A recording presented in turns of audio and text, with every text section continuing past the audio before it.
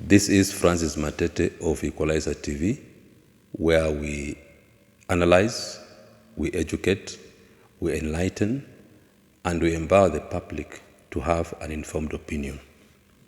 Today, ladies and gentlemen, I want to look at the current economical status in this country and what the government is doing to mitigate these challenges.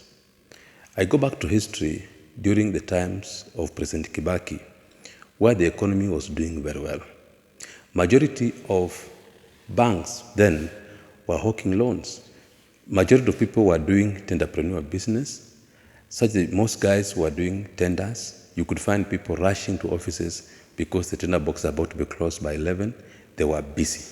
But currently, people are not having that kind of opportunities for tenders. What's happening is people are actually surviving from hand to mouth. So the government has come up with the two funds. One is the current Women and Youth Empowerment. Then two is the Hustle Fund. I want to specifically start by looking at the Women and Youth Empowerment. What is empowerment? When and how can we say that the government is empowering its people? From my understanding, empowerment should be structured. It should have a specific framework, should have a specific objective on what you are doing and what you expect to get.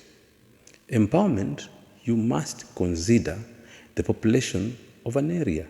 The people you're going to empower, you must be able to have figures, how many people exist in that area, and what kind of empowerment programs are you going to bestow to them.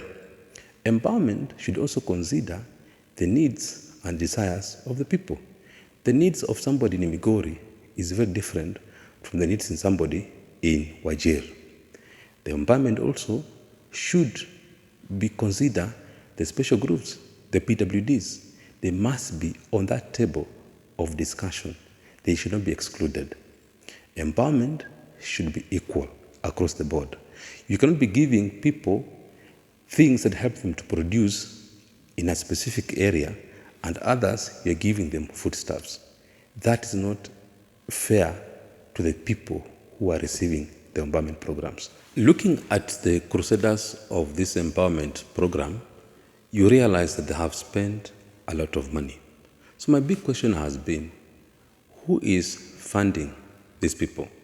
Where are they getting the money from? I know that the world across, governments spend money based on a vote.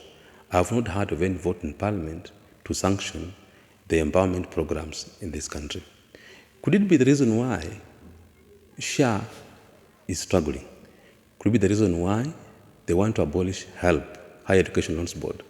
Could it be the reason why schools are not receiving capitation money on time? Even some of them are closing now early enough because they don't have enough funds to keep the students in school. Could it be the reason why counties are not receiving money on time? When I look at a case study of a constituency like Sirisia, the MP, when he had the empowerment program, he said that they contributed around 7.2 million. Then he said that the attendance during that empowerment program were around 500 women groups. And each group, from my experience, has an average of around 40 to 50 members. But in most cases, you realize that 20 members are the ones who are very active. So if we take 500 people, groups who attend that meeting, times 20 for every group, you have around 10,000 members who are in that meeting.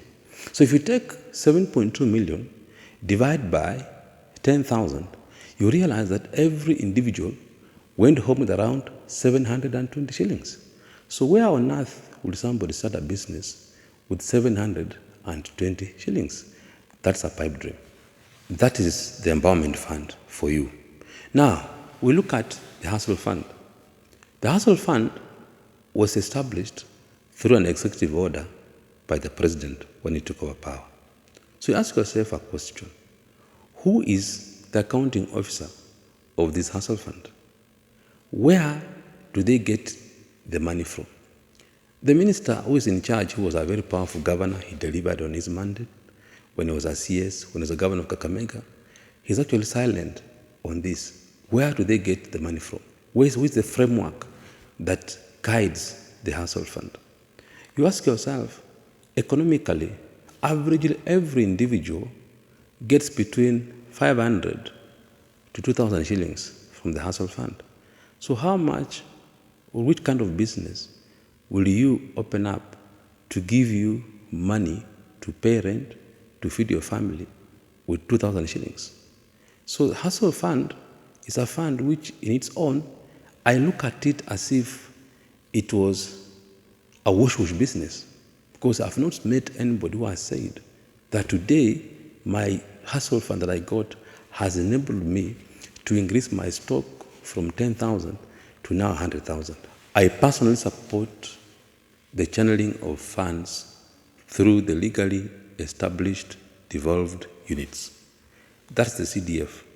Majority of people in this country, students and parents, have benefited from the CDF. The Equalization Fund is legally established. The county funds, if the county governments are given this money on time, they'll be able to do much more than these crusades of empowerment.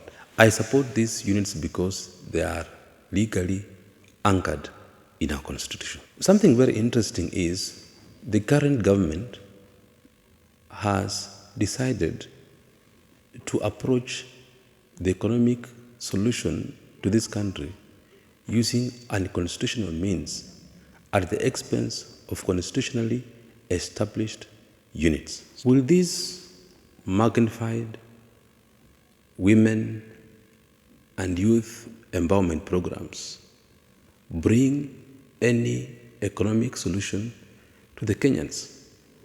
I find them to be just a means and ways of pulling crowds to them for the sake of the 2027 elections.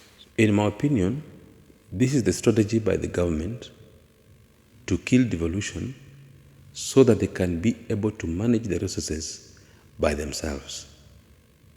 Please like, share, and subscribe for more content. I rest my case.